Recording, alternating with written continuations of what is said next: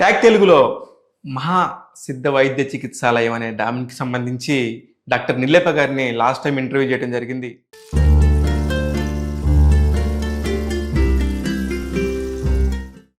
ఆ ఇంటర్వ్యూ ఎంత బాగా అంటే ఎన్నో కాల్స్ వచ్చాయి, ఎన్నో ఇంటర్వ్యూస్ చేశాను నేను. లక్షల మంది వ్యూస్ చూసి నేను ఇంటర్వ్యూస్ అనేక ఉన్నాయి, కానీ ఈ పర్టికులర్ ఇంటర్వ్యూ గురించి డాక్టర్ నిల్లేప గారిని ఇంటర్వ్యూ చేయడం చాలా బాగుంది. కానీ ఆమె మాట్లాడిన దానిలో గట్ అనేది చాలాసార్లు వాడారు, కానీ అందరికీ అర్థమయ్యే భాషలో చెప్తే బాగుంటుంది అనిపించింది. అందుకనే ఇక్కడి నుంచి వారం వారం మేడంతో ఒక ఇంటర్వ్యూ ఖచ్చితంగా ఉంటుంది, కాబట్టి మేడంని అడిగి తెలుసుకుందాం. నా ద్వారా కాదు, నాకు తెలుసు కాబట్టి నేను కూడా సరే అని చెప్పి తలూపాను. నేను నిజంగా చేసిన తప్పే. ట్యాగ్ తెలుగు ప్రేక్షకులందరికీ కూడా సారీ. ఇక నుంచి ఇట్లాంటి టాపిక్స్ వచ్చినప్పుడు నేను ఖచ్చితంగా ప్రతి దాని మీద అర్థం అయ్యేటట్టుగా మాట్లాడతానని చెప్తూ నమస్తే నిల్లేప గారు. నమస్తే మేడం. లాస్ట్ టైం మనం మాట్లాడిన ఇంటర్వ్యూలో మీరు ఎప్పుడు కూడా గట్ అనే దాని గురించి చాలా ఎక్కువ మాట్లాడారు, కానీ ప్రతి ఒక్క సమస్య కూడా అక్కడి నుంచే వస్తనేది కూడా మీరు మాట్లాడారు. అందరూ చూసిన వాళ్ళందరూ కూడా మేడం మీ అడ్రస్ చెప్పమానో, లేకపోతే మీరు ఎక్కడుంటారు, ఏం చేస్తారు, ఇట్లాగా ఎప్పుడు ఎందుకు చేయలేదు, ఇప్పుడు ఎందుకు చేస్తున్నారని చెప్పినప్పుడు మేము కూడా చాలా హ్యాపీ ఫీల్ అయ్యాం. గట్ గురించి ఫస్ట్ మీరు చెప్పినాక నేను మిగతా విషయాలు మాట్లాడతాను మేడం. ఓకేనండి. మనం హెల్త్ గురించి ఆలోచించినప్పుడు మేజర్గా మన బాడీని 2 ట్రాక్ట్స్ గవర్న్ చేస్తాయి. 2 ట్రాక్ట్స్ అంటే 2 మేజర్ సిస్టమ్స్ మన బాడీని ఎక్కువగా గవర్న్ చేస్తూ ఉంటాయి, ఎక్కువగా మనం నడిపిస్తూ ఉంటాయి. ఒకటి ఫ్రమ్ మౌత్ నుంచి ఏనస్ వరకు ఉండే ఒక ఫ్రీ ట్రాక్ట్ అండి, దాన్నే గట్ అని లేదా జిఐటి గ్యాస్ట్రో ఇంటెస్టైనల్ ట్రాక్ట్ కింద చెప్తాం. ఇంకోటి నర్వస్ సిస్టమ్ అంటే బ్రెయిన్ నుంచి నర్వ్ ఎండింగ్స్ వరకు. ఓకే, ఇప్పుడు మనం మాట్లాడేది గట్ గురించి ఫస్ట్ తెలుసుకుందాం. జియుటి గట్ లో అంటే మొత్తం ఆహార వాహిక దగ్గర నుంచి అవును కింద దాకా బాడీలో నుంచి మొత్తం వెళ్ళే ప్రేవుల దగ్గర నుంచి అది ఒక ప్యాసేజ్ లా ఉంటుందండి, మౌత్ నుంచి ఫుల్ ఏనస్ వరకు. ఓకే, సో మనం జాగ్రత్తగా గమనించినట్టుంటే మనకి గట్ అనేది మన ఇంటర్నల్ ఎన్విరాన్మెంట్ అంటే మన బాడీలోకి అది ట్రావెల్ చేస్తూ ఉంటుంది. అది మన ఎక్స్టర్నల్ ఎన్విరాన్మెంట్ అంటే ఈ బయట ఉండే ఎన్విరాన్మెంట్ కి ఇంటర్నల్ ఎన్విరాన్మెంట్ మన బాడీకి మధ్యలో ఉండే జంక్షన్ పాయింట్ అది. కరెక్ట్. సో ఇది చాలా ఇంపార్టెంట్ ఫ్యాక్టర్ అండి, ఎందుకంటే మనం కంటిన్యూస్గా ఎక్స్టర్నల్ ఎన్విరాన్మెంట్కి ఎక్స్పోజ్ అవుతూ మనం at the same time nourish అవుకుంటూ వెళ్ళే ట్రాక్ట్ అది.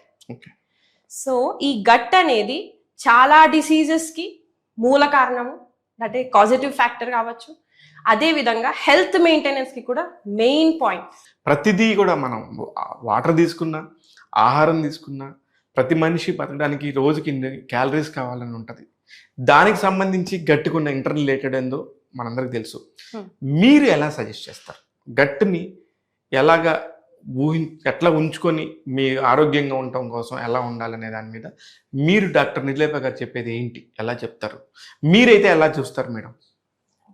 అసలు ఫస్ట్ నేను ఒక మామూలు జనరల్ క్వశ్చన్ అడుగుదాం అనుకుంటున్నాను. అసలు మనకి ఆహారం తినాలి అనేది ఫస్ట్ మనకి స్టార్ట్ అయ్యే ఫస్ట్ పాయింట్ ఏంటండి? మన బాడీలో సెన్సేషన్ కానీ లేకపోతే మనకి ఫుడ్ మీద ధ్యాస ఎప్పుడు వెళ్తుంది? ఆకలికి, హంగర్కి. సో అసలు హంగర్ అనేది ఏంటి?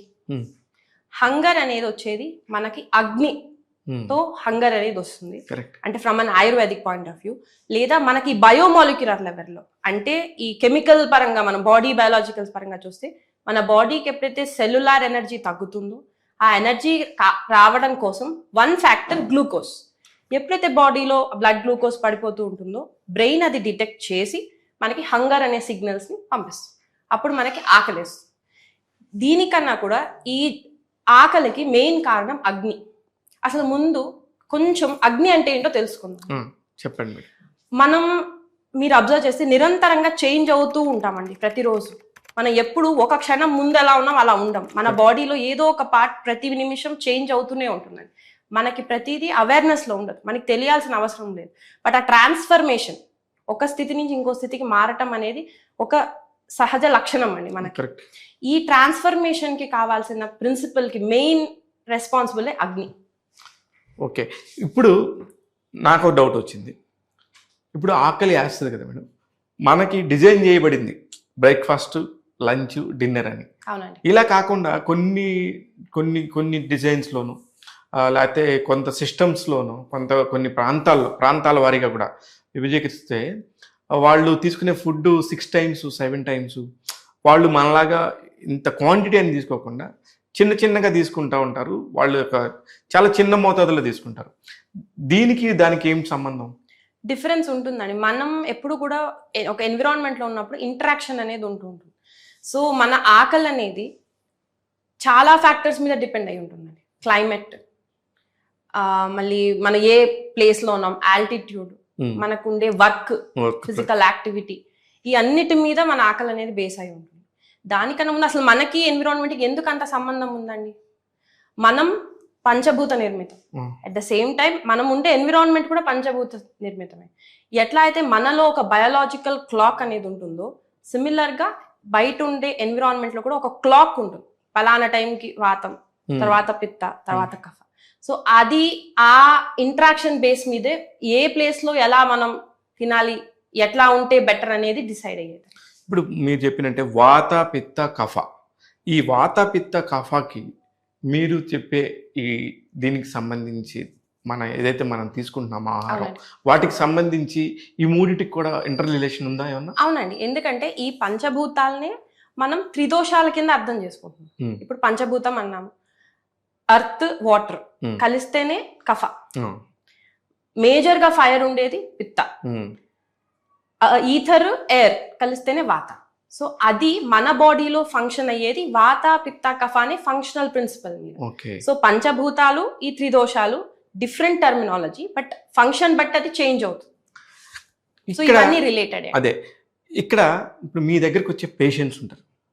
మీ పేషెంట్స్లో మెయిన్ ప్రాబ్లమ్స్ ఇట్లాంటివి వచ్చినప్పుడు మీ దగ్గరకు వచ్చే పేషెంట్స్ ఫస్ట్ మిమ్మల్ని అడిగే కొన్ని డౌట్స్ ఉంటాయి నార్మల్గా.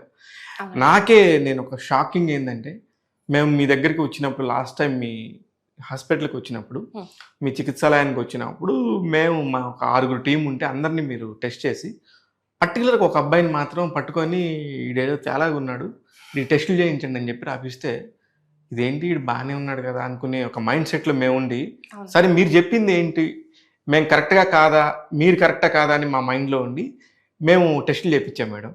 ఎగ్జాక్ట్గా మేము అప్పటి నుంచి మిమ్మల్ని అప్రిషియేట్ చేయటం స్టార్ట్ చేసుకున్నాం, మా టీం అందరం కూడా. ఎలాగంటే, అరే ఇంత పర్ఫెక్ట్గా ఎలా చెప్పారు, ఒక చెయ్యి పట్టుకున్నారు మీరు, జస్ట్ నాడి పట్టుకున్నారు. అలాగే మీ హస్బెండ్ ప్రసాద్ గారు కూడా ఉన్నారు అప్పుడు ఆ రోజు, ఆయన నాడి పట్టుకొని చూసి ఇద్దరు కూడా ఒకటే మాట మీద ఉండి, ఈ అబ్బాయి ప్రాబ్లం ఉంది టెస్టులు చేయించమన్నారు. మేము టెస్టులు చేపిస్తే మీరు చెప్పినట్టే మొత్తం వైటమిన్ డెఫిషియన్సీ ఉంది, అతనికి ఐరన్ లోపం ఉంది, B12 విపరీతమైన లోపం ఉంది, చాలా సిగ్గా ఉన్నాడు, కంపల్సరీ ఇమ్మీడియట్గా 1 weekలోనే ఒక 3 వైటమిన్ ఇంజెక్షన్స్ ఇవ్వండి, దాని తర్వాత ఎవ్రీ వీక్ ఒకటి ఇవ్వండి అని చెప్పేసి ఇంకొక డాక్టర్ సజెస్ట్ చేశారు.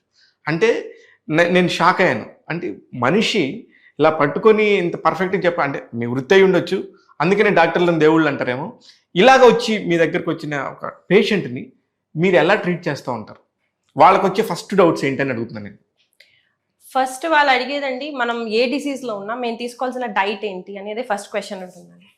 మేము కూడా ఏదైనా డిసీజ్లో గట్టికి ఒక మేజర్ ఇంపార్టెన్స్ ఇవ్వటం అనేది జరుగుతుంది.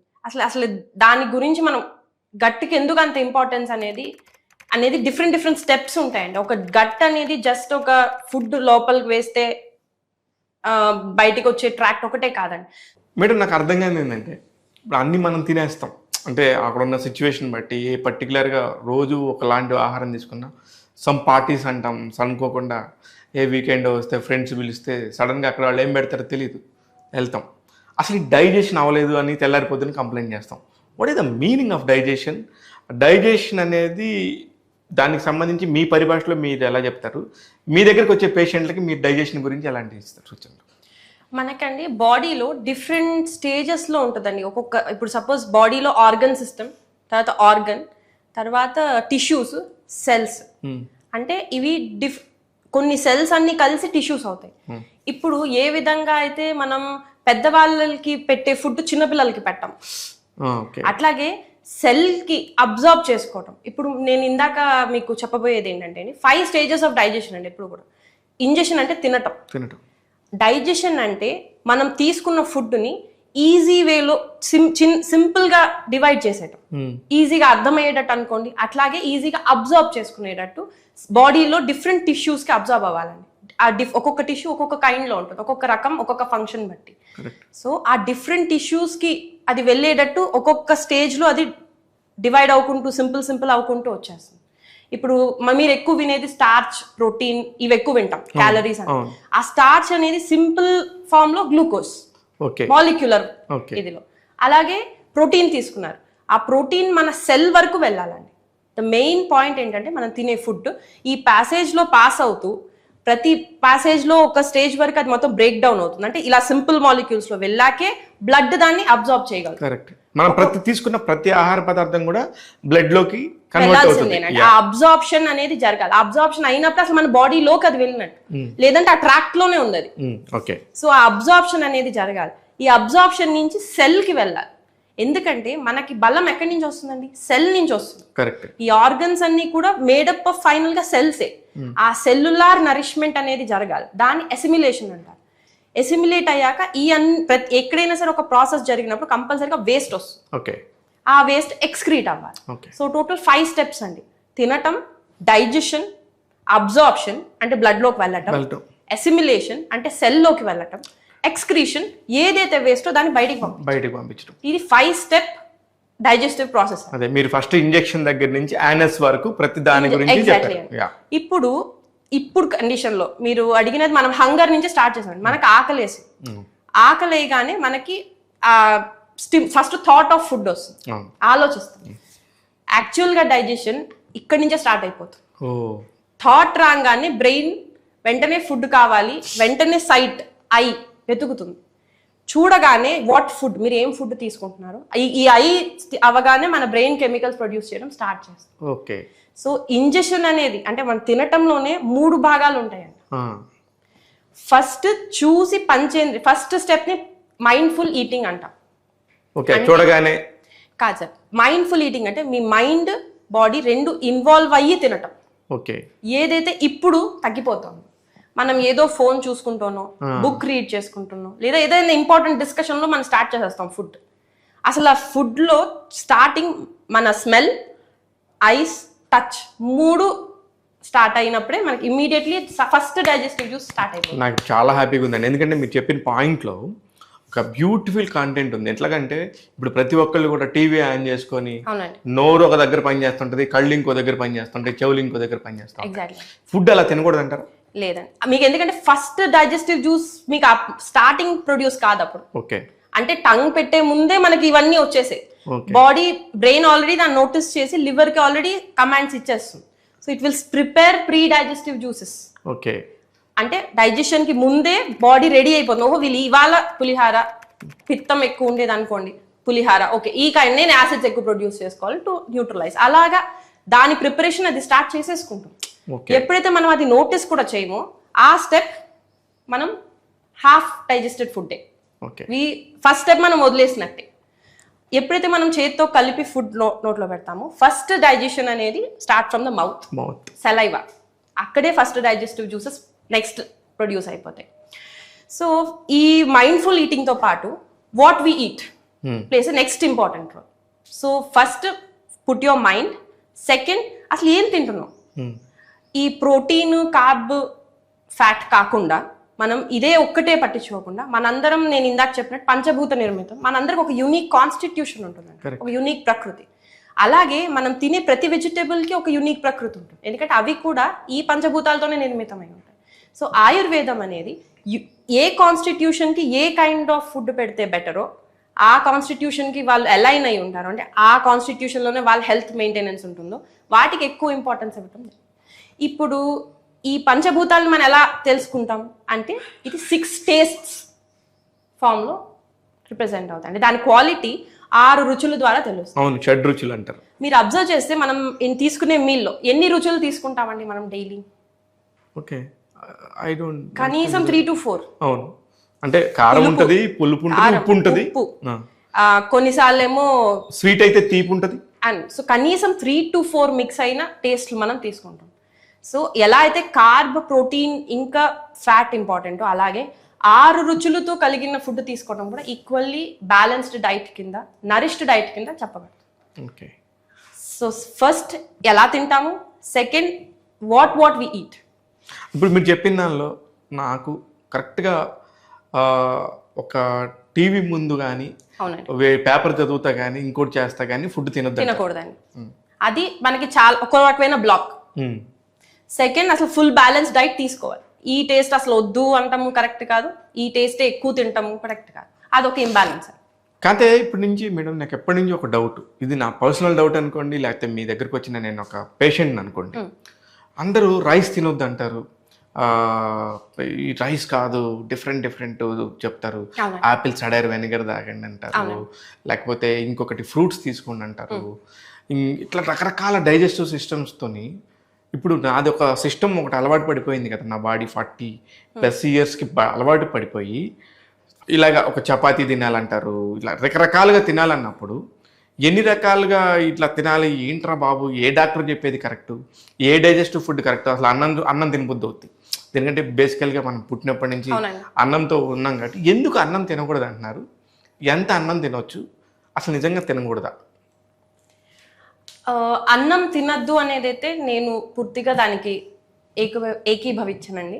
ఎందుకంటే రైస్ ఏదైనా సరే అండి మన క్వాలిటీ చూసుకోవాలండి. ఫస్ట్ రైస్ ఓన్లీ వైట్ రైస్లో ఏమీ ఉండదు, బేసికలీ స్టార్చ్, అది ప్యూర్ స్టార్చ్. కానీ ఒంటిపట్టు బియ్యం, ఈ డైజెస్టివ్ మనకి మిగతా దంపుడు బియ్యం, ఇది హెల్ప్ఫుల్.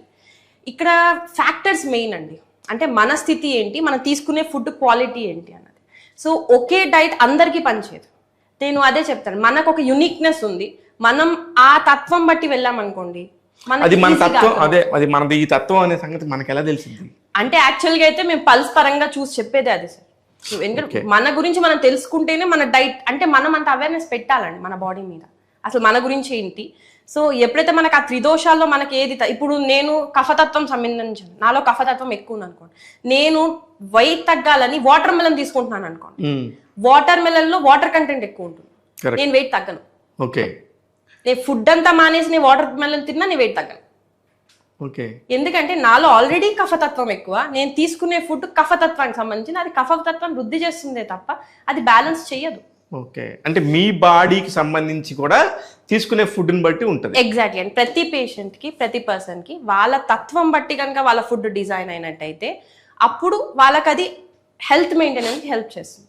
ఇప్పుడు ఒక డైట్ చెప్తారండి, కొంతమంది రైస్ వద్దంటారు, అది వాళ్ళ తత్వానికి వర్క్ అయ్యి, అలాంటి తత్వానికి సిమిలర్ గా ఉండే వాళ్ళకి కొంతమందికి వర్క్ కావచ్చు, దానికి ఆపోజిట్ లో ఉండే వాళ్ళకి అది వర్క్ అవ్వదు.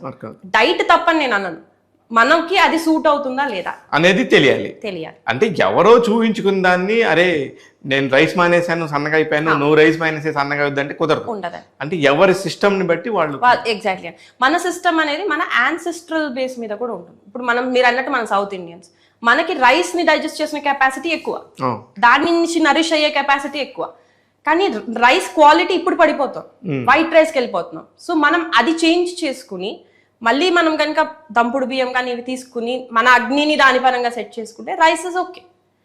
వీట్ వాళ్ళకి అది ఇప్పుడు ఎందుకు వీట్ వద్దు అంటున్నాం, వీట్ అనేది హైబ్రిడ్ క్వాలిటీ వచ్చింది. సో అక్కడ క్వాలిటీ ఆఫ్ వీట్ లో ప్రాబ్లం, యాజ్ సచ్ వీట్ లో ప్రాబ్లం కాదు, అది దృష్టిలో పెట్టి వద్దంట. Okay okay. ఇప్పుడు అందులోనే రకరకాల క్వాలిటీ ఆఫ్ ఫుడ్ ముఖ్యం. ఓకే.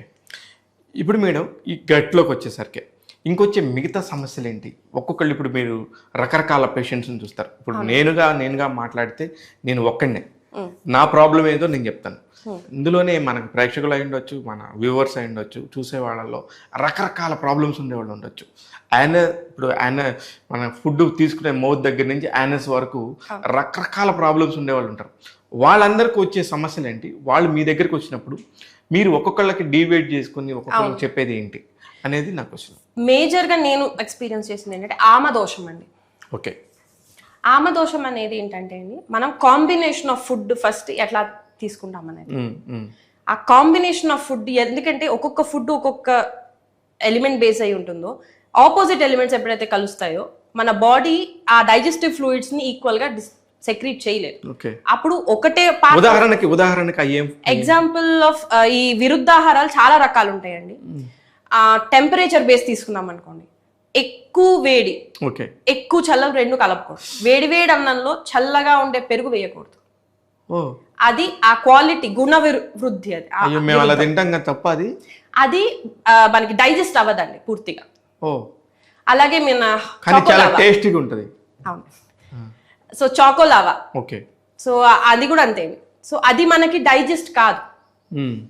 ఇంకా బెస్ట్ ఎగ్జాంపుల్ పెరుగన్నంలో నాన్ వెజ్ నంచుకోవటం, చేప కానీ చికెన్ కానీ, రెండు కాంప్లెక్స్ ప్రోటీన్స్ అండి. ఎప్పుడైతే మీరు ఈ రెండు కంబైన్ చేసి తీసుకుంటారో అసలు మీకు ఆ డైజెస్టివ్ జ్యూసెస్ పూర్తిగా ప్రొడ్యూస్ కావు. అమ్మో మీరు చెప్పేవన్నీ నాకు ఎంత భయం వేస్తుంది అంటే ఇవన్నీ నేను చేసేస్తాను యాజిటీస్గా. ఇది విరుద్ధ ఆహారాలని ఆయుర్వేదం దీని మీద చాలా డీటెయిల్ ఎక్స్ప్లెనేషన్ ఇస్తుంది. సో నేను పేషెంట్స్లో కూడా ఫస్ట్ ఫేస్ చేసే ప్రాబ్లం విరుద్ధ ఆహారాలే. పేషెంట్కి డైట్ పరంగా చెప్పేదాంట్లో చెప్పేది కూడా మొదటివి ఇవే. ఎందుకంటే ఆమదోషం ఎప్పుడైతే మనం జనరల్గా ఏమనుకుంటామంటే ఏదైనా అరగలేదు అనుకోండి బయటికి వెళ్ళిపోతుందిలే అనుకుంటాం. కానీ అది బయటికి వెళ్ళాలన్నా కూడా దానికి ఒక సింపుల్ ఫామ్ లోనే వెళ్ళగలదు. కరెక్ట్. ఆ ఫామ్ వరకు అది రెడ్యూస్ అవ్వలేదు అనుకోండి అది బాడీలోనే ఉంటుంది, ఎన్నో ఇయర్స్ అయినా కూడా బాడీలోనే ఉంటుంది. అదే ఫ్యాట్ గా కన్వర్ట్ అయిపోతుంది. ఫ్యాట్ ఓన్లీ ఫ్యాట్ కాదండి, టాక్సిన్ కింద మారుతుంది. దాని ఆమదోషము అంటారు. ఎప్పుడైతే మేము నాడి చూస్తాం. ఆమదోషం అంటే ఏంటి మేడం టెర్మినాలజీ? ఇప్పుడు ఎలాంటి ఆమ అంటే టాక్సిన్స్ ఏదైతే పూర్తిగా దాన్ని ఫుల్ కంప్లీట్ స్థితికి వెళ్ళలేదు. ఇప్పుడు నేను స్టార్చ్ తీసుకున్నానండి, కార్బ్, అది గ్లూకోజ్ వరకు వెళ్ళి నా సెల్ దాన్ని యూటిలైజ్ చేసి దాని వేస్ట్ బయటికి పంపించేయాలి. అది దాని కంప్లీట్ జర్నీ. అలాగే ఇది మనకు తెలిసిన మాలిక్యులర్ స్టేజ్. అలాగే మన బాడీలో సప్త ధాతువులు అని ఉంటాయి. అంటే అది మనం ఫిజికల్ గా ఏ టిష్యూ అని నేను దానికి క్లియర్ టర్మినాలజీ ఇంకా లేదు, కానీ మన బాడీలో ఫంక్షన్ పరంగా సప్త ధాతువులు ఉంటాయి. రస, రక్త, మాంస, మజ్జ, అస్థి, మేధ, శుక్ర. అంటే మనం తీసుకునే ఫుడ్ ఈ 7 ధాతువుల కింద నరిష్ చేసుకుంటూ వెళ్ళి ఫైనల్ గా ఓజస్ అని తయారవుతుంది. ఎప్పుడైతే మనం ఈ ఒక్కొక్క ధాతు తయారవగానే మల అని వస్తుంది, అంటే అది వేస్ట్. అది ఎక్స్క్రీట్ అయిపోవాలి. అది స్వెట్ ఫామ్ లో, నెయిల్స్ ఫామ్ లో, ఇవన్నీ మల. ఇదంతా ఆయుర్వేదంలో మీకు వస్తుంది అనమాట. స్వెట్ కూడా మల కింద. సో ఎట్లా అయితే మేజర్ గా 3 మలాలండి. ఒకటి పూరుష అంటే స్టూల్స్, ఇంకోటి యూరిన్, ఇంకోటి స్వెట్. ఈ 3. సో ఆ 3 ఫామ్ లోకి కన్వర్ట్ కావాలి కదండి. ఆ కన్వర్ట్ కాకుండా మిగిలిపోయింది అనుకోండి దాన్ని ఆమ. ఇంకొకటి మేజర్, అది చాలా చిన్న విషయం లాగా మాట్లాడుకుంటుంటారు కానీ చాలా పెద్ద విషయం అన్నట్టుగా ఒక అమితాబ్ బచ్చన్ లాంటి ఒక పెద్ద మహా నటుడే నటించి చూపించాడు ఆ సినిమా ఓన్లీ కాన్స్టిపేషన్ మీద. ఆ కాన్స్టిపేషన్ అనేది కూడా గట్టికి సంబంధించిన ఒక one of the major problem. మనం చాలా రోజు పర్ఫెక్ట్గా అన్ని సక్రమంగా ఉండేవాడికి అసలు అది ప్రాబ్లమే కాదు, కానీ కాన్స్టిపేషన్ వల్ల ఎంతో రకాలుగా ఇబ్బంది పడుతూ ఉంటారు. దానికి సంబంధించి గట్టికి సంబంధించి ఇంటర్లింక్ ఏంటి, దానికి సంబంధించి మీకు దగ్గరికి వచ్చే పేషెంట్స్కి మీరేం చెప్తారు? గట్లో ఉండే లాస్ట్ పార్ట్ ని కొలాన్ అంటారండి, లార్జ్ ఇంటెస్టైన్. అక్కడ ఏం జరుగుతుందంటే బాడీలో ఉండే మన ఇంతవరకు ఫుడ్ ఇలా ట్రావెల్ చేసుకుంటూ వచ్చి అవసరమైన పదార్థాలన్నీ మనం స్మాల్ ఇంటెస్టైన్ లో అబ్జర్వ్ అయిపోతాయి. ఆ తర్వాత లార్జ్ ఇంటెస్టైన్ లోకి వస్తుంది. మనకి ఇంకొక తెలియని అంటే లేదా కొత్త విషయం ఇప్పుడు ఏదైతే మనకి ఎక్కువ తెలుస్తుంది అంటే లార్జ్ ఇంటెస్టైన్ లో మైక్రోబయోమ్ అని ఉంటుందండి. ఈ పెద్ద పేగు అంటారండి లార్జ్ ఇంటెస్టైన్ ని. ఇక్కడ మనకి వాటర్ అంతా అబ్జర్వ్ అయిపోయి ఇంకా ఫైనల్ వేస్ట్ అనేది బయటకు వచ్చేస్తుందండి. మనం అది దాన్ని స్టూల్ కింద చెప్తాము లేదా మోషన్ కింద బయటకు వచ్చేస్తుంది. ఇక్కడ పెద్ద మైక్రోబయోమ్ అంటే మనతో పాటు ఇంకా బోల్డ్ జీవరాశులు మనలోనే ఉంటాయండి. ఈ జీవరాశులు ఎన్ని ఉంటాయంటే మనకుండే సెల్స్ కన్నా త్రిబుల్ ఉంటాయి. Almost 2 kgs of our body ఇవే ఉంటాయండి. ఎక్స్ట్రా కాదండి, మన పార్ట్ ఆఫ్ అవర్ బాడీ అది. వీటిల్లో రకరకాల బ్యాక్టీరియాస్ ఉంటాయి. బ్యాక్టీరియాలు అంటారు, వైరస్లు అంటారు, పాథోజన్స్ అంటారు, ఇలా రకరకాలు. ఇంకా అందులో అది పెద్ద మైక్రో, అదొక వరల్డ్ అండి కంప్లీట్ గా. ఇది కూడా మన హెల్త్ మెయింటెనెన్స్ కి చాలా ఇంపార్టెంట్ రోల్ ప్లే చేస్తుంది. ఇప్పుడు మీరు ఎక్కువ వినే ఈ బయోమ్ అని, ప్రోబయోటిక్ అని, ప్రీబయోటిక్ అని అనేదంతా దీనికి సంబంధించినది. ఇందులో ఏరోబిక్ బ్యాక్టీరియా అని అంటే ఆక్సిజన్ ని తీసుకుని బతికేది, anaerobic బ్యాక్టీరియా అని వితౌట్ ఆక్సిజన్ కూడా బతికేవి, కొన్ని మనతో పాటు కలిసి బతికేవి, కొన్ని మనకు ఆపోజిట్ లో మన ఎనర్జీని తీసేసుకుంటూ మనకి డ్యామేజ్ చేసేవి కూడా ఉంటాయి. ఈ మైక్రోబయోటా అనేది మనం తినే ఫుడ్ బట్టి చేంజ్ అవ్వుకుంటూ వెళ్ళిపోతూ ఉంటాయండి. ఓకే. ఎప్పుడైతే మనం దానికి ఫేవరబుల్ ఫుడ్ తీసుకుంటామో దాని గ్రోత్ బాగుంటుంది, అది మనకు హెల్ప్ చేస్తాయి. అంటే సింబయోటిక్ బ్యాక్టీరియా అంటారు, అంటే మనకి సహకరించేవి అవి ఎక్కువ ఉంటాయి. మన ఆపోజిట్ బ్యాక్టీరియాస్ అంటే మన నుంచి ఏదైతే డ్రైన్ చేస్తే అవి తక్కువ ఉంటాయి. ఎప్పుడైతే ఈ రేషియోలో ప్రాబ్లం వస్తుందో అప్పుడు అసలైన ప్రాబ్లం స్టార్ట్ అవుతుంది. కాన్స్టిపేషన్ కి వన్ ఆఫ్ ద కాజ్ అది. ఇంకొక కాజ్ వాతం యొక్క సీట్ అనేదే కొలాన్, అంటే పెద్ద పేగు. ఎప్పుడైతే మనం తినే ఫుడ్ కానీ మనం చేసే యాక్టివిటీ కానీ దాన్ని పెంచినట్టు ఉంటుందో, వాతాన్ని పెంచేది, అగ్రవేట్ చేసేది, దాన్ని ఉండే స్థితి కన్నా ఎక్కువ చేసేటట్టు మన లైఫ్ స్టైల్ ఉన్నట్టయితే అప్పుడు మూమెంట్ అనేది స్టక్ అవుతుంది. అప్పుడు కూడా కాన్స్టిపేషన్ వస్తుంది. మూడో విషయం, మనకి డైజెషన్ అంతా కూడా మూమెంట్ బేస్డ్ అండి. రైట్ ఫ్రమ్ మౌత్, ఇక్కడ ఈసోఫేగస్ అంటాము, అంటే ఫుడ్ మౌత్ లో తినిన తర్వాత స్టమక్ లోకి వేసే ఒక ఫుడ్ పైప్ అండి. అది కూడా ఒక మూమెంట్ లోనే ఉంటుంది. ఈ మూమెంట్ అంతా చేసేది ఒక రకమైన నర్వస్ సిస్టమ్ అండి. దాని ఎంటరిక్ నర్వస్ సిస్టమ్ అంటారు. అంటే మన మొత్తం గట్ చుట్టూరా ఒక నర్వస్ సిస్టమ్ ఉంటుంది. ఎప్పుడైతే ఈ మూమెంట్ లో ప్రాబ్లం వస్తుందో అప్పుడు కూడా కాన్స్టిపేషన్ వస్తుంది. సో ఆ పేషెంట్ కి ప్రాబ్లం దేని వల్ల వచ్చిందో చూసి దాని పరంగా మనం వెళ్తే అప్పుడు అది క్లియర్ అవుతుంది. ఓకే. ఇప్పుడు మీరు వచ్చిన పేషెంట్ని బట్టి, వాళ్ళు తీసుకునే ఆహార పదార్థాలను బట్టి, వాళ్ళకున్న సిచ్యువేషన్ బట్టి మీరు వీటిలో ఏది మీకు ప్రాబ్లం అనేది మీరు కనిపెట్టారు. మేము చూసి ఎక్కడ ప్రాబ్లం ఉందో చూసి దానికి ఫేవరబుల్ గా ఉండే కండిషన్ క్రియేట్ చేసి మళ్ళీ రీఎస్టాబ్లిష్ చేస్తామండి. కాన్స్టిపేషన్ అనే దానికి అది ప్రాబ్లం. ఇట్లాంటి మీకు వస్తూ ఉంటాయి మేడం? వస్తాయండి. ప్లస్ ఈ కాన్స్టిపేషన్ అనేది ఎప్పుడైతే మనకి మైక్రోబయోమ్ లో ఇష్యూ వస్తుందో, ఇది ఓన్లీ గట్ ఇష్యూసే కాకుండా మిగతా సిస్టమ్ ఇష్యూస్ లో కూడా గట్ రెస్పాన్సిబుల్ అవుతుంది. బ్రెయిన్ కూడా దానికి. ఎగ్జాక్ట్లీ అండి. పార్కిన్సన్స్ లో ఎక్కువ చూసామండి, న్యూరో డీజనరేటివ్ కేసెస్ లో. మీకు న్యూరో డీజనరేషన్ కి గట్ కి మీకు అర్థం అవ్వాలి మనకి అసలు ఏంటి రిలేషన్ అన్నట్టయితే, మనం అది కొంచెం పెద్ద పేగుకి ముందే చిన్న పేగు ఉంటుంది కదా, అక్కడ 3 మేజర్ పార్ట్స్ అండి. ఫస్ట్ పార్ట్ లో ఇంకా డైజెషన్ జరుగుతుంది, నెక్స్ట్ పార్ట్ లో అబ్జార్ప్షన్ జరుగుతుంది. అంటే దానికి ఉండే వాల్ ఉంటుందండి, మనకి ఇంటెస్టైన్ మొత్తంగా ఒక వాల్ ఉంటుంది. ఆ వాల్ అన్నిటిని టైట్ జంక్షన్ అంటారు. అంటే ఒక సెల్ కి మధ్యలో టైట్ జంక్షన్స్ అని ఉంటాయి.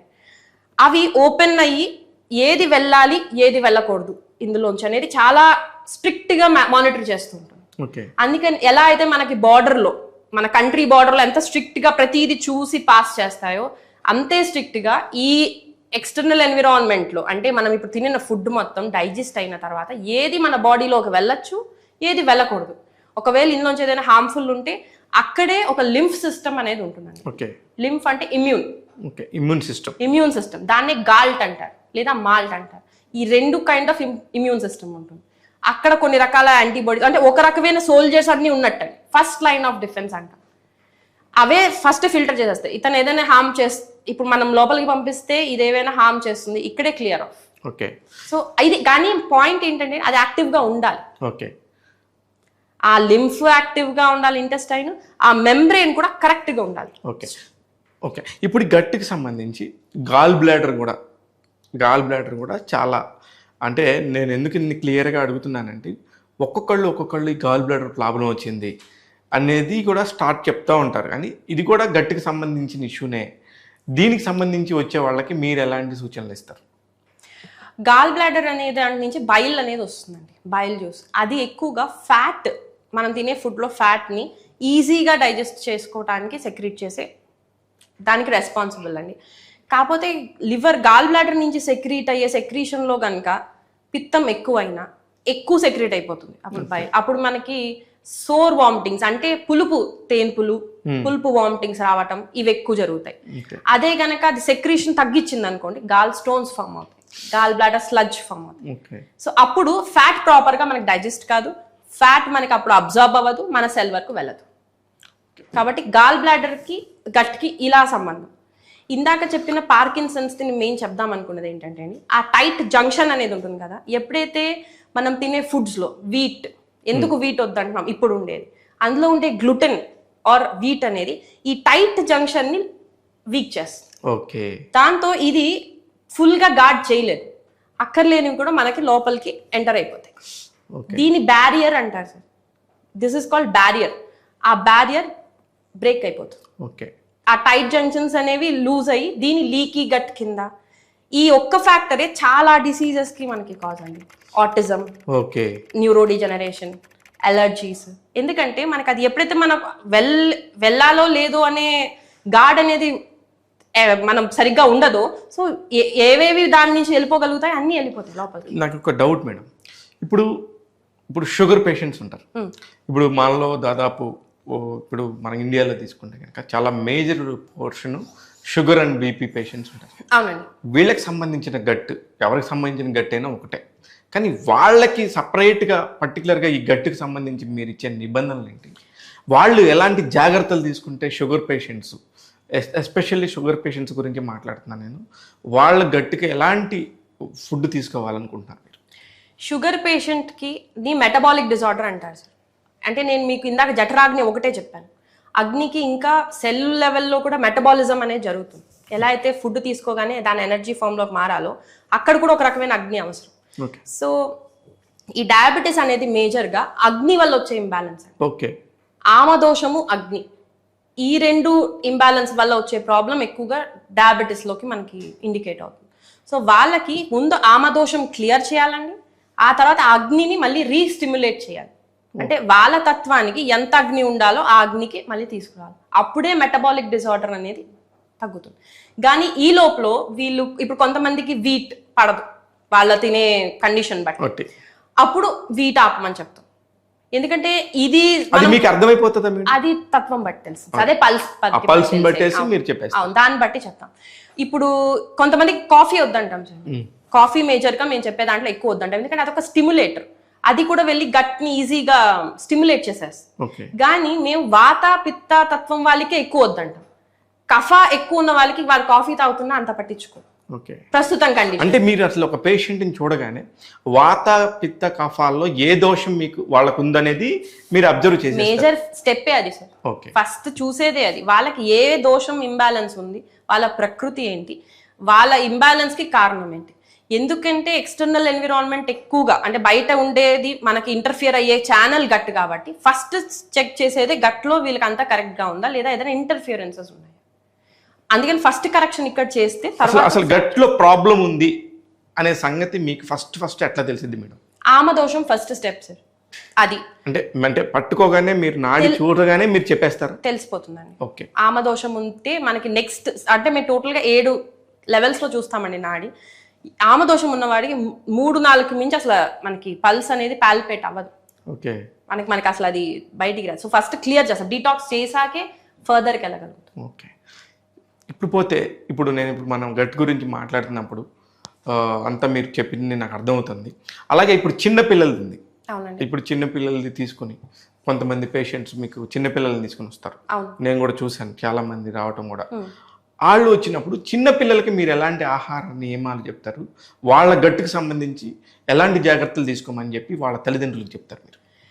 ఫస్ట్ మెయిన్ అండి, ఈ గట్లో ఉండే మైక్రోబయోమ్ గురించి ఇందాక మాట్లాడుకున్నాం, అంటే ఈ బ్యాక్టీరియాలు ఇది మనం ఎప్పుడైతే మదర్ ప్రెగ్నెంట్ అయి ఉంటుందో మదర్ తినే ఫుడ్ కూడా బేబీ గట్లో ఉండే మైక్రోబయోమ్ ని డిజైన్ చేస్తూ ఉంటుంది. ఓకే, అందుకని ఇదివరకు ప్రెగ్నెంట్ ఉమెన్ కి పర్టికులర్ ఫుడ్స్ నరిష్డ్ ఫుడ్ పెట్టమనేవారు. మీరు ఇదివరకు అన్నారు, ఇప్పుడు పెట్టట్లేదు? ఎక్కువ చెప్పేవారు. ఇప్పుడు ఏది ఇష్టం ఉంటే అది తినమంటున్నారు. తినాలండి, ఇష్టం అనేది డెఫినెట్లీ మనం తీసుకోవాలి. కానీ అది ఇప్పుడు సపోజ్ నాకు బర్గర్ తినాలనిపించింది నేను ప్రెగ్నెంట్ ఉన్నప్పుడు, బర్గర్ లో ఎన్నో రోజుల నుంచి అంటే దాంట్లో నెగిటివ్ ఎఫెక్ట్స్ కూడా ఉన్నాయి. ఆ బ్రెడ్ కానీ లేకపోతే దాని తయారీ కానీ దాంట్లో ప్రాబ్లం ఉంది. కానీ నాకు డిజైర్ వచ్చింది యాజ్ అ ప్రెగ్నెంట్ ఉమెన్, అప్పుడు బర్గర్లు రోజు తినమని అయితే చెప్పను. ఇది వరకు వాళ్ళు చెప్పారు, ఇప్పుడు మనం తినాలనిపిస్తుంది కదా ప్రెగ్నెంట్ కదా తినిపించేయండి అంటారు. అది ఎఫెక్ట్ మదర్ గట్ కి బేబీ గట్ కి కూడా ఉంటుంది. ఓకే, మేమేమంటాం అంటే చిన్న పీస్ తినండి, ఆ నిగ్రహంతో మనం ఉండాలి. అప్పుడు మన గట్ అనేది ఎందుకంటే మనమే కాదు ఇప్పుడు బేబీ కూడా ఇన్వాల్వ్ అయింది కాబట్టి ఆ బేబీ గట్ కూడా బెటర్ గా ఉంటుంది. So first gut of a baby starts at the womb, అంటే తను కడుపులో ఉన్నప్పుడే స్టార్ట్ అయిపోతుంది. గర్భంలో ఉన్నప్పుడే ఆమెకి సంబంధించిన గట్ ఫీలింగ్ అనేది బేబీ. సెకండ్ అండి డెలివరీ, వెజైనల్ డెలివరీలో వెళ్ళినప్పుడు కొన్ని రకాల మైక్రోబయోమ్ అనేది డెవలప్ అవుతుంది. ఎప్పుడైతే సి సెక్షన్ చేస్తారో వాళ్ళకి ఆ బయోమ్ దొరకదండి. సో వాళ్ళు అది ల్యాక్ ఆఫ్ ఉండిపోతారు లైఫ్ లో. అయ్యా, సో అందుకనే వెజైనల్ డెలివరీస్ కి ఎక్కువ ప్రిఫరెన్స్ ఇవ్వాలి. ఆ వెజైనా, ఎందుకంటే అంత ప్రొటెక్షన్ తో మన మదర్ అనేది మనం మాట్లాడుకుంటున్నాం కాబట్టి ఇప్పుడు మీకు దగ్గరికి ప్రెగ్నెంట్ లేడీస్ వస్తారా మేడం? చూస్తామండి. వాళ్ళకి సంబంధించి వచ్చినప్పుడు వాళ్ళ గట్టి ఎలా ఉంచుకోవాలనేది కూడా మీరు చెప్తారా? కంపల్సరీగా. దానికి సంబంధించి ఏం చెప్తారు? మేజర్ గా మేము చెప్పేది షుగర్స్ ఎక్కువ తీసుకోవద్దు అంటామండి. ఓకే. గుడ్ ఫ్యాట్, ఎందుకంటే మనకి గట్ లైనింగ్ సరిగ్గా ఉండాలి అంటే గుడ్ ఒమేగా 3 ఉండాలండి. బెస్ట్ ఆవు నెయ్యి. ఓకే. నాటు ఆవు నెయ్యి ఫస్ట్ ప్రిఫరెన్స్ అండి. నాటు ఆవు నెయ్యి దొరికితే ఫస్ట్ అది లేదు అంటే కోకోనట్ ఆయిల్. ఈ రెండుతో మనకి ఆ గుడ్ ఫ్యాట్ అనేది బాడీలోకి వచ్చి ఆ లైనింగ్ ని ఇంటాక్ట్ అంటే వాటిని తీసుకుంటే ఫుడ్ లో తీసుకోమంటారా? అవునండి. రోజు డైలీ 2 స్పూన్స్ తీసుకోవటము, 3 స్పూన్స్ తీసుకోవటము, దాని వల్ల మంచి జరుగుతుంది. చాలా డిఫరెన్స్ ఉంటుందండి. అంటే పుట్టే బేబీకి కానీ మదర్ కానీ ఇద్దరు గట్ కి మీకు డిఫరెన్స్ ఉంటుంది. Next vitamin D. ఈ 3 చాలా ఇంపార్టెంట్ అండి ఫర్ గట్ హెల్త్ మెయింటైన్ చేయడానికి. ఇవి కాకుండా కొన్ని ప్రోబయోటిక్స్ అండ్ ప్రీబయోటిక్స్ అంటారు. అంటే ఇదివరకు మనకి పికిల్స్ పెట్టేవారు, ఆవకాయ అదే బేస్ మీద వచ్చినదండి. ఇప్పుడు అది మాడిఫై అయిపోతుంది రోజు రోజుకి. కానీ ఇదివరకు మెంతులు ఎక్కువ వేసి దాన్ని ప్రిపేర్ చేసి ఇప్పుడు ఆవకాయని తీసుకెళ్లి ఫ్రిడ్జ్ లో పెడుతున్నారు. అవును, ఫ్రెష్ గా ఉంటుందని. అసలు మనం ఆవకాయ పెట్టిందే ఆ ఫర్మెంట్ అయ్యి ఆ గుడ్ బ్యాక్టీరియా రావటానికి. ఫ్రిడ్జ్ లో పెట్టగానే అదేం ఉండదు, విటమిన్ లెవెల్స్ పెరుగుతాయి అంతే. కానీ అందరు చూడండి, ఎవరు ఫ్రిడ్జ్ లో చూసిన ఆవకాయలు కిలోలు. కాన్సెప్ట్ ఆఫ్ పికిల్ మారిపోయినట్టే. సో ఇవన్నీ ఉండేదండి మనకి.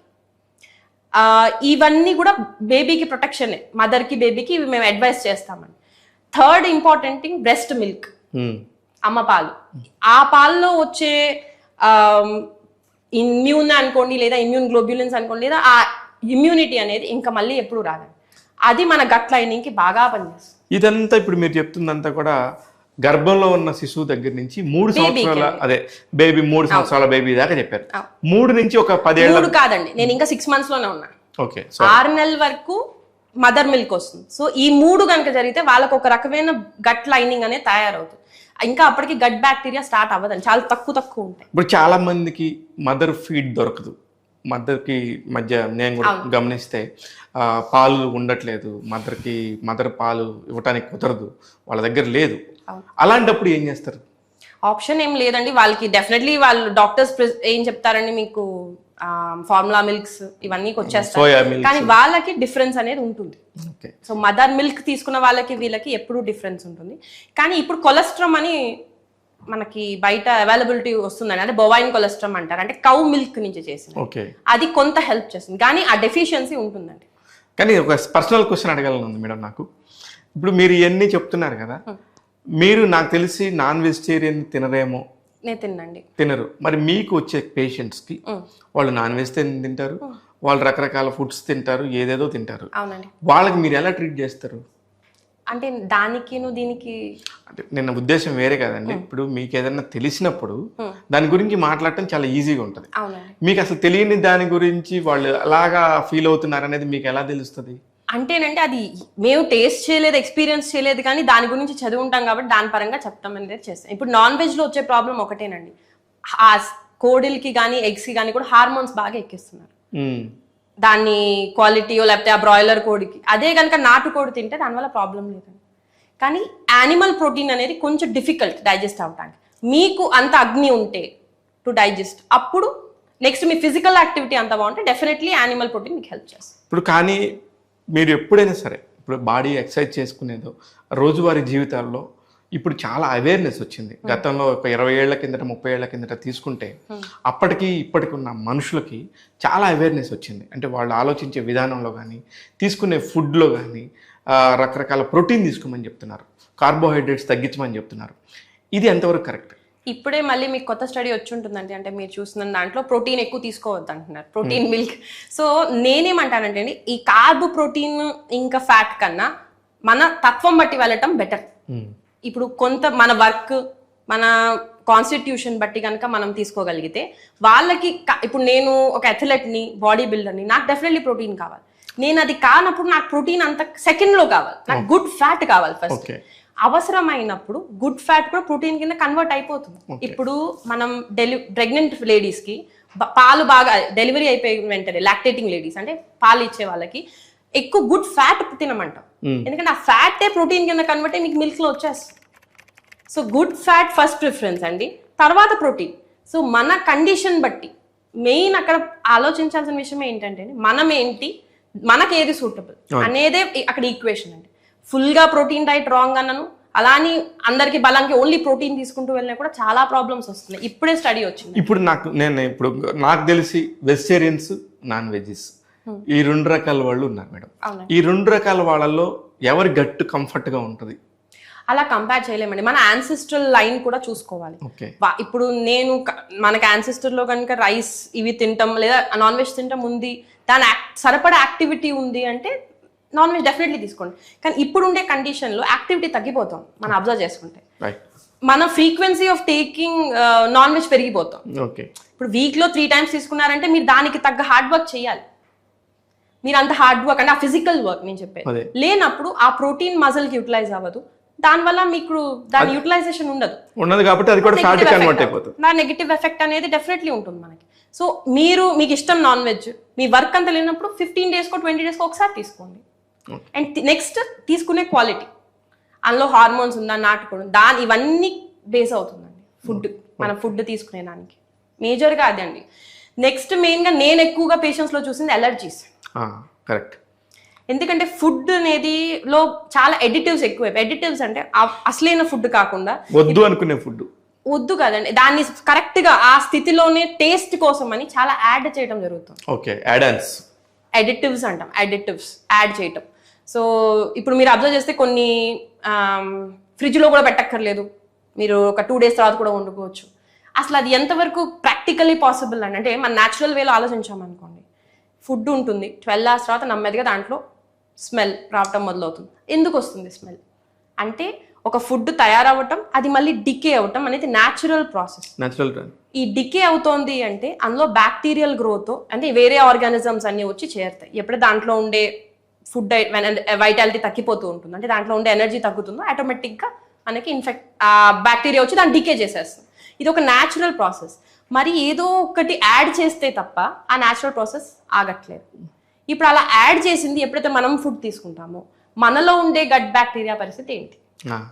డెఫినెట్లీ అది ఎఫెక్ట్ అవుతుంది. సో డెఫినెట్గా దానివల్ల మన గట్ బయోమ్లో చేంజెస్ వస్తాయి. మన గట్ బయోమ్లో చేంజెస్ వచ్చి అవి చాలా డిసీజెస్కి, ఈవెన్ కొలెస్ట్రాల్కి కూడా మనకి కనెక్షన్ ఉంది. కొన్ని గట్ బయోమ్లో కొలెస్ట్రాల్ అబ్జార్ప్షన్ అవి కూడా చాలా బాగుంటుంది. సో ఎప్పుడైతే మన ఫుడ్ తినే దాంట్లో ఈ కైండ్ ఆఫ్ బ్యాక్టీరియాస్ అన్ని వెళ్ళిపోతాయో కొలెస్ట్రాల్ పెరిగే దానికి కూడా one of the cause large intestine.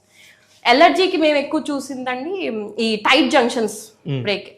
ఎప్పుడైతే మనకి ఫస్ట్ ఇమ్యూనిటీ లైన్ ఫెయిల్ అయిపోతుందో, ఈ ఫుడ్ ఎప్పుడైతే లోపలికి వెళ్తుందో సెకండ్ లైన్ యాక్టివ్ అయిపోతుంది. అదే ఎలర్జీ. ముక్కులు, తుమ్ములు, ర్యాషెస్. చాలా మందికి బాడీకి కూడా మనం తీసుకున్న ఫుడ్ వల్లే ఒంటి మీద రియాక్షన్స్ లాగా కనబడతాం. ఇదంతా కూడా గట్ వల్లే. గట్ లో ఉండే బ్యారియర్ వీక్ అవటం, ఆ తర్వాత ఆ గట్ బయోమ్ లో డిఫరెన్సెస్ రావటం వల్ల అది ఈజీగా ఏదైతే బయట ఉండాలో అది మన లోపలికి వచ్చేస్తుంది. అప్పుడు మన బాడీ సెకండ్ డిఫెన్స్ ని యాక్టివ్ చేసేస్తుంది. అంటే మన ఇంకా సోల్జర్స్ కావాలి నాకు అంటే ఒక యుద్ధం జరుగుతున్న సిచ్యువేషన్ క్రియేట్ అంతే కదా, మన బాడీ అంతా ఒక యుద్ధం. అప్పుడే మనకి అన్ఈజీనెస్ వచ్చి లాస్ ఆఫ్ ఈజ్. మేడం మీరు ఇందాక మాట్లాడుతున్నప్పుడు ఈ బ్రెస్ట్ ఫీడింగ్ గురించి టాపిక్ వచ్చింది. బ్రెస్ట్ ఫీడింగ్ ఇస్తే అమ్మో అందం తగ్గిపోతుందేమో, మా యవ్వనం కరిగిపోద్దేమో అనుకునే సమాజంలో మీరు నమ్మినా నమ్మకపోయినా నేనే చాలా మందిని చూశాను. దీనికి సంబంధించి ఒక డాక్టర్గా దానికి సంబంధించి మీరేం మాట్లాడతారు, మీరేం చెప్తారు మేడం? బ్రెస్ట్ ఫీడింగ్ అనేది చాలా ఇంపార్టెంట్ అండి. అది మనం ఇవ్వగలిగేది చాలా తక్కువ పీరియడ్కి, అండ్ అదొక రకమైన బ్లెస్సింగ్ అండి మనకి, వరం టు గివ్.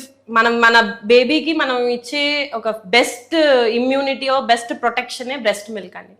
ఎందుకంటే అందులో సెక్రీట్ అయ్యేది ఓన్లీ మిల్కే కాదండి, మిల్క్ దాంట్లో ఉండే ఇమ్యూనిటీ, మన ఇమోషన్స్, మన ఫీలింగ్ అన్ని కలిపి ఉండేదండి.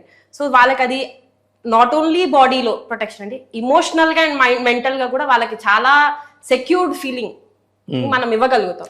అది కూడా మనం ఇవ్వగలిగేది ఓన్లీ ఫస్ట్ 2 years అండి. ఆ తర్వాత మీరు ఇద్దామన్నా మీకు సెక్రీషన్ అనేది ఉండదు. సో ఆ 2 years ని మిస్ అవ్వటం అనేది నా పరంగా as a mother are as for a baby ఇద్దరికి కరెక్ట్ కాదండి. ఎందుకంటే అది ఇవ్వగలిగేయడం అనేది ఒక బ్లెస్సింగ్ అండి, అది ఇవ్వటం కూడా అంతే ఇంపార్టెంట్. అది ఇవ్వలేని దరిద్రులు కూడా ఉంటారు మేడం, బట్ దానికి సంబంధించి వాళ్ళకి మీరు ఎలాంటి చెప్దాం అనుకుంటున్నారు? ఒకవేళ మీకు బ్రెస్ట్ మిల్క్ సెక్రీట్ అవ్వట్లేదు అంటే అది ఒక రకమైన డిజార్డర్ అండి. దాన్ని కరెక్ట్ చేసుకుని మాక్సిమం ఇంటెన్షన్ ఇంపార్టెంట్ అండి. ఎందుకంటే అక్కడ అది హార్మోనల్ సెక్రీషన్ అండి. ఒకటి మిల్క్ లో నరిష్మెంట్ ఉండాలి, రెండోది హార్మోనల్ సెక్రీషన్. మీకు సెక్రీట్ చెయ్యాలి అనేది వచ్చినప్పుడే అది ఇమ్మీడియట్లీ సెక్రీట్ చేసేస్తుంది. అదే అసలు నేచర్ యొక్క మ్యాజిక్కే అదండి. సో కంపల్సరీగా ఇవ్వండి అని నేను చెప్తాను. ఎందుకంటే అది వచ్చేది ఒకేసారి వస్తుంది ఆ బేబీకి, మళ్ళీ రాదు. మీకు మళ్ళీ చేద్దాం పెద్దయ్యాక 4 years అయ్యాక నేను బ్రెస్ట్ మిల్క్ ఇద్దామంటే రాదండి. అది సో వచ్చినప్పుడే ఇవ్వటం కరెక్ట్. ఈ టాపిక్ వచ్చినప్పుడు నాకు నిజంగా మన హీరోయిన్ కాజల్ అగర్వాల్ని మనస్ఫూర్తిగా అభినందించాలనిపించింది. ఎందుకంటే ఆమెకి బేబీ పుట్టిన 2 months తర్వాత ఒక పెద్ద ఫిల్మ్ వచ్చింది. ఆ ఫిల్మ్ కాదనుకోలేదు యాజ్ ఎ ప్రొఫెషనల్గా, అలానే బిడ్డని ఇబ్బంది పెట్టుకోలేదు. ఆమె ఏం చేసేవారంటే క్యారవాన్లో కూర్చొని బాబుకి రోజుకి 2 పూట్ల సరిపడా అన్ని పాలు పిండేసి వాళ్ళ డ్రైవర్కి ఇచ్చి తీసుకెళ్ళి ఆ బాబుకు పట్టించి మళ్ళీ ఈవినింగ్ టైంకి మళ్ళీ బాబుకి ఎప్పుడైతే అవసరం అవుతుందో మళ్ళీ అప్పుడు తీసుకొచ్చి మళ్ళీ పిండి ఇచ్చేస్తామంటే యాజ్ ఎ మదర్హుడ్కి ఆమెకు నిజంగా హ్యాట్స్ ఆఫ్ చెప్పాలనిపించింది. ఎందుకంటే ఎందుకు మదర్ ఫీడింగ్ చాలా ఇంపార్టెంట్ అనే సంగతి వాళ్ళకి తెలుసు. ఆ ఎమోషన్ ఏంటి ఇప్పుడే కదా అని ఇప్పుడు మీరు చెప్పిన ప్రతి ఎమోషన్ని కూడా హీరోయిన్ కాజల్ అగర్వాల్ ఫాలో అయినందుకు నాకు నిజంగా చాలా హ్యాపీ అనిపించింది. ఈ పర్టికులర్ టైంలో అది గుర్తు చేసుకోవాలనిపించింది. ఇకపోతే మేడం, మీరు కొన్ని చెప్తున్నారు చిన్నపిల్లలకు వచ్చే ప్రాబ్లమ్స్ గురించి, వాటి గురించి చెప్పండి. వాటికి సంబంధించి వాటికి ఎలాంటి నివృత్తి చేసుకోవచ్చు? మనం ఇందాక 6 months వరకు మదర్ మిల్క్ అని చెప్పామండి. 6 months తర్వాత అన్నప్రాసన చేసి మనం ఫుడ్ స్టార్ట్ చేస్తాం.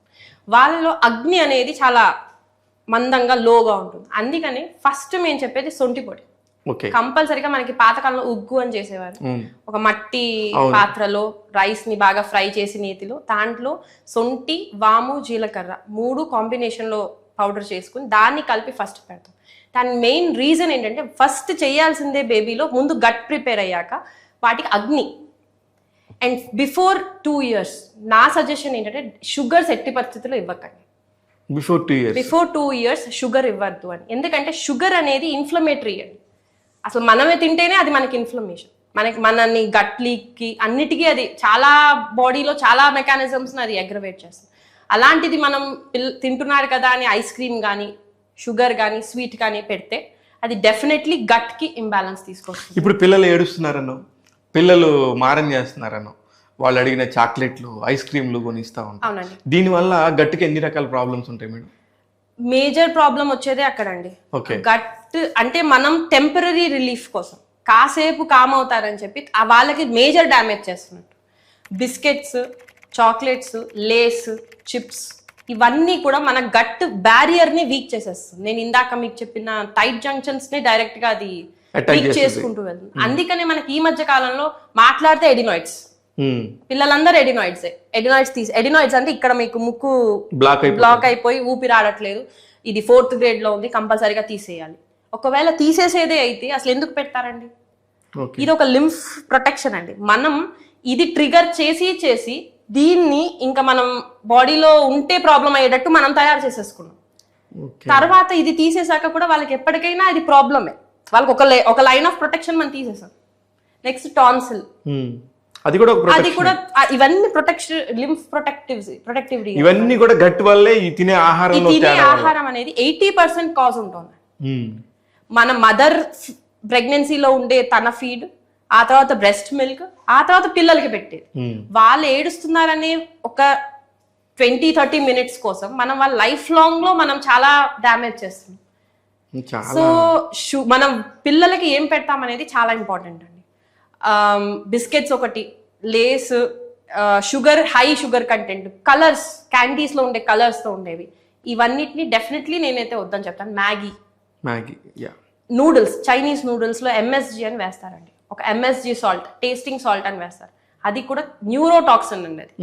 అది అడిక్టివ్ కూడా. మనం ఒక్కసారి తిన్నాము అంటే మళ్ళీ తినాలనిపిస్తుంటుంది. అదే కాకుండా ఆ టాక్సిన్ అసలు బయటికి తీయడం కూడా కష్టం. అంత టాక్సిన్ మనం బాడీలోకి పంపిస్తాం. సో ఇవన్నిటిని డెఫినెట్లీ నేను అవాయిడ్ చేయమని చెప్తానండి పిల్లలకి. రెండోది, ఈ మధ్య కాలంలో మిల్క్ వద్దని చెప్తున్నామండి ఎక్కువ. మిల్క్ తాగమని చెప్తారు కదండి. అవునండి, ఏ మిల్క్ సేమ్ ప్రాబ్లం అండి. Quality of milk, packet milk వద్దండి. ఎందుకంటే ప్యాకెట్ లో వచ్చే ఒకటి ప్లాస్టిక్ వల్ల వచ్చే మైక్రో ప్లాస్టిక్ మొత్తం అది ఎండోక్రైనల్ డిస్రప్టర్స్ అంటారు. అంటే మన హార్మోన్ సిస్టమ్ ని డ్యామేజ్ చేసేది. రెండోది అసలు ఆ గేదెకి లేదా ఆవుకి ఏమైనా హార్మోన్స్ ఎక్కించి అది జనరల్ గా పాలు ఎప్పుడు వస్తాయండి? ఆఫ్టర్ డెలివరీ వస్తాయి. అది ఇంకా వాళ్ళ బిజినెస్ కోసం అది కంటిన్యూస్ గా పాలు ఇస్తూనే ఉంది అనుకోండి, అది ఏ హార్మోన్ ఎక్కిస్తే వచ్చిందో ఆ హార్మోన్ కూడా మనలోకి వచ్చేస్తూ ఉంటుంది. అందుకనే మనం ఈ మధ్య కాలంలో 8-9 years కే మెనార్కీ అంటే మెచ్యూర్ అయిపోవటం, పిల్లలు లావుగా అవసరం కన్నా ఎక్కువ వెయిట్ గా కనిపించటం, బాగా మీకు పిల్లల్లో ఉండే ఇరిటబిలిటీకి కూడా ఫుడ్ కారణం అండి. ఎందుకంటే మన మైండ్ బాడీ ఈ రెండు కనెక్ట్ అయ్యేది గట్ ద్వారా. అందుకనే మన గట్ ని సెకండ్ బ్రెయిన్ అంటారు. అవును, మీరు లాస్ట్ టైం చెప్పారు. అవునండి, మన గట్ అనేది సెకండ్ బ్రెయిన్. ఇక్కడ ఉండే సెక్రీషన్స్ అన్ని కూడా మన బ్రెయిన్ తో ఇంటరాక్ట్ అవుతూ ఉంటాయండి. మన బ్రెయిన్ అనేది మన మైండ్ కి మెయిన్ సీట్. సో మన మైండ్ అనేది మన గట్ ఎట్లా అయితే మన గట్ మైండ్ ని ఎఫెక్ట్ చేస్తుందో మైండ్ గట్ ని కూడా ఎఫెక్ట్ చేస్తుంది. ఇలా సైకియాట్రిక్ డిసార్డర్స్ ఉంటాయి కదండి, డిప్రెషన్, ఆటిజం, ఇవన్నీ కూడా గట్ నుంచి మేజర్ గా మనకి స్టార్ట్ అవుతుంది. ఓ మై గాడ్, మీరు గట్ అంటే ఏదో చిన్న విషయం అనుకున్నాం కానీ గట్టు మించి ఇన్ని మేజర్ ఇష్యూస్ ఉంటాయి అనుకోలేదు మేడం. ఇప్పటికీ గట్ గురించి మీరు చెప్పినవన్నీ కూడా చాలా అద్భుతంగా అనిపించినాయి. మా ట్యాగ్ తెలుగు ప్రేక్షకులు అందరూ కూడా గట్టుకు సంబంధించి ఏ టాపిక్ వచ్చినా సరే డాక్టర్ నిర్లేప గారి దగ్గర నుంచి ఇంకొక విషయం చెప్దాం అనుకున్నాను. చెప్పండి ప్లీజ్. స్కిన్ చాలా మంది మనం బ్యూటిఫికేషన్ కోసమో లేకపోతే ఇన్నర్ గ్లో కోసమో చాలా బయట నుంచి మనం బోల్డ్ పూతలు ఇవన్నీ ట్రై చేస్తామండి. కానీ అసలైన బ్యూటీ అనుకోండి లేదా అసలైన గ్లో అనేది హెల్త్ అనేది ఇన్నర్ నుంచే రావాల్సినది. సో మనం తీసుకునే ఫుడ్ ఎప్పుడైతే కరెక్ట్ గా మెటబలైజ్ అవుతుందో మనకు వచ్చే ఆ ఓజస్ అని చెప్పాను కదండి, అదే అసలైన గ్లో తీసుకొస్తుంది. రెండోది లివర్ ఫంక్షన్ కరెక్ట్ గా ఉంటే మీకు పింపుల్స్ కానీ ఆ డార్క్ ఇది కానీ రావండి తొందరగా. సో ఎలా మీరు బయటవి చేసుకుంటూ ఇంటర్నల్ది కూడా హెల్ప్ చేస్తేనే మీకు లాంగ్ టర్మ్ లో స్కిన్ ఇష్యూస్ ఉండవు, లేదా స్కిన్ మోర్ వైబ్రెంట్ గా ఇంకా గ్లోగా కనిపించే ఛాన్సెస్. ఏదైనా కూడా ఆరోగ్యం అంటే గట్టే అంటారు. Main one of the major tract అండి అది. సో అందుకనే అన్నిసార్లు ప్రతిదానికి కంపల్సరీగా దాన్ని చెక్ చేయటం, దాని మీద ఎక్కువగా అవగాహన ఆయుర్వేదం కూడా పెట్టడం జరిగింది. సూపర్ మేడం, సమ్ ఫెంటాస్టిక్గా చెప్పారు. గట్ అనేది ఒక చిన్న మేడం ప్రతి ఒక్కళ్ళకి అర్థం కావట్లేదు అన్నప్పుడు ఒక గట్నే ఒక సమస్యను మొత్తాన్ని చెప్దామని చెప్పి వచ్చినందుకు చాలా థ్యాంక్స్. ఇకపోతే మళ్ళీ నెక్స్ట్ వీక్ ఇంకొక టాపిక్ మీద ఇంకొక పెద్ద విషయం మీద మనం మాట్లాడదాం. డెఫినెట్గా ప్రేక్షకులందరూ కూడా మీరు గమనించండి. ఏదన్నా డౌట్స్ ఉంటే డాక్టర్ నిర్లేప గారి అడ్రస్ ఇస్తున్నాను మన ఇంటర్వ్యూ మధ్యలోనే, మీరు ఖచ్చితంగా కూడా వాళ్ళని సంప్రదించవచ్చు. మహాసిద్ధ వైద్య చికిత్సాలయం అనే ఒక పేరుతోని అద్భుతంగా ట్రీట్ చేస్తున్న డాక్టర్ నిర్లేప గారితో మన ప్రేక్షకులు కూడా టచ్లో ఉండొచ్చు. ఎవరికి ఇటువంటి ప్రాబ్లం ఉన్నా సరే వాళ్ళ సెకండ్ బ్రెయిన్ అంటే గట్ నుంచే అనేక రకాల ప్రాబ్లమ్స్ స్టార్ట్ అవుతాయి అని చెప్పి చెప్తూ ఉన్నారు. ఇలాంటి సమస్యలు ఒకటి కాదు, ఇలాంటి సమస్యలు ఏదున్నా సరే వాళ్ళని సంప్రదించవచ్చు. వాళ్ళు ఎప్పుడు కూడా 24/7 అవైలబుల్గా ఉన్నారు. వాళ్ళది పంజాగుట్టలోనే వాళ్ళ హాస్పిటల్ ఉండింది, చికిత్సాలయం. మీరు ఎవరైనా సరే వెళ్ళి అక్కడ వీళ్ళకి సంబంధించి ఏ ప్రాబ్లం ఉన్నా సరే మనం డాక్టర్ నిర్లేప గారి దగ్గరికి వెళ్తే ప్రతి సమస్యకి పరిష్కారం చూపిస్తారని చెప్పి అనుకుంటున్నాను. ఈ వారం గట్టుకు సంబంధించి మాట్లాడాం. మళ్ళీ వచ్చే ఇంటర్వ్యూస్లో ఇంకో టాపిక్ తీసుకొని మాట్లాడతాం. అప్పటి వరకు సెలవు. నేను మీ శివ మల్ల.